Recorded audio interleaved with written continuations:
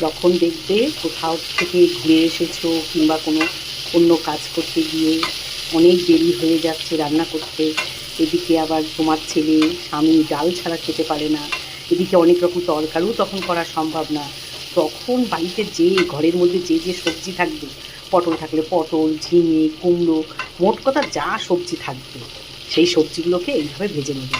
আমার এখানে আছে ফুলকপি, ক্যাপসিকাম, গাজর, লাল আলু, আলু দেওয়া যায়, তা আমি আর আলু দিইনি, যেহেতু আরেকটা তরকারি আলু দিয়ে তৈরি করব। এগুলোকে আগে ভালো করে ভেজে নিচ্ছি। তারপরে এটা দিয়ে কী তরকারি করব, কোনটা করলে তোমাদের বাড়ির সবাই খেতে পারবে, আবার এদিকে চটপট হয়ে যাবে। দেখতেই পাচ্ছ ভালো করে ভাজা হয়ে গেছে। এবার আমি এই সবগুলো তুলে নেব।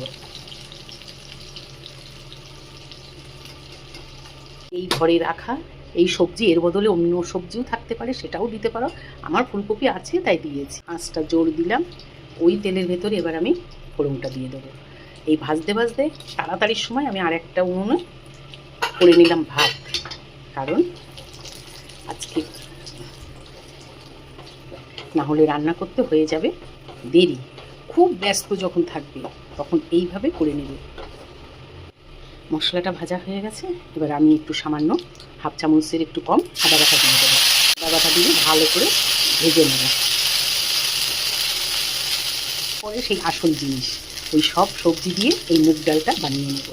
এটা এটা পাঁচমিশালি মুগ ডাল, সবজি দিয়ে মুগ ডাল। এটা কিন্তু ভেজ ডাল না, পাঁচমিশালি সবজি দিয়ে মুগ ডাল। এখানে কাজু কিশমিশ এইসব কিচ্ছু যাবে না। এখানে একটু টমেটো কুচি দেবো, একটু পেঁয়াজ কুচি দেবো, ব্যাস ঝটপট তৈরি হয়ে যাবে পাঁচমিশালি মুগ ডাল। ভালো করে মুগ ডালটা ভেজে নেব। ডাল ভাজা হয়ে গেছে, টমেটো পেঁয়াজ দিয়ে দেবো।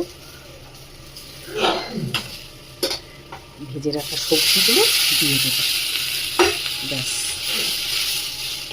এবার সব কিছু দিয়ে একটু ভালো করে মিশিয়ে নেব। এবার জলটাকে ঢেলে দেবো প্রেশার কুকারের মধ্যে, ব্যাস ঝটপট রেডি পাঁচমিশালি মুগ ডাল। এর ভেতরে এবার লবণ, চিনি, হলুদ দিয়ে ঢাকনা বন্ধ করে দেবো। দিয়ে দেবো লবণ, কথাও হারিয়ে যাচ্ছে তাড়াতাড়ি রান্না করার চোটে। দিয়ে দেবো হলুদ, দিয়ে দেবো চিনি, ব্যাস। এরপরে হয়ে যাবে ঢাকনা বন্ধ। আমার তরকারি তাড়াতাড়ি রেডি। এই যে একটা সিটি দিলেই বন্ধ করে দেবো প্রেশার কুকার। তারপরে নামিয়ে তোমাদেরকে দেখাচ্ছি। আচ্ছা,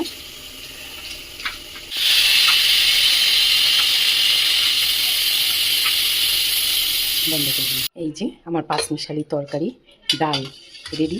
এটা দিয়ে তুমি ভাত দিয়ে